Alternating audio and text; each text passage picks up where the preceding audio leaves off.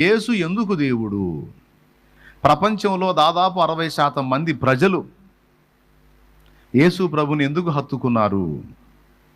యేసు ప్రభుని ఎందుకు ఫాలో అవుతున్నారు? మన గతంలో ఉన్నదేంటి? మన గతంలో ఫాలో అయిన దానికి యేసు ప్రభుకున్న వ్యత్యాసం ఏంటి అనే బేసిక్ పాయింట్ నేర్పాలి. చాలామంది సీనియర్స్గా ఉన్నోళ్ళకే నాకు తెలియచావదని నా నమ్మకం. అది దరిద్రం అన్నాను చూడు. దరిద్రం అని ఎందుకు అన్నానంటే ఇందుకే అన్నాను.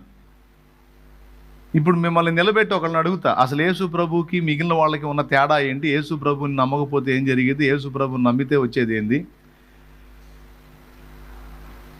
అసలు యేసు ప్రభుకి మిగిలినటువంటి భక్తి మార్గాలకు ఉన్న వ్యత్యాసం ఏంటనేది నేను అడిగితే నువ్వు చెబుతావా? ఎంతమంది చెబుతారో చేతులు ఎత్తండి. నేను చెబుతాను అన్న వాళ్ళు చేతులు ఎత్తండి.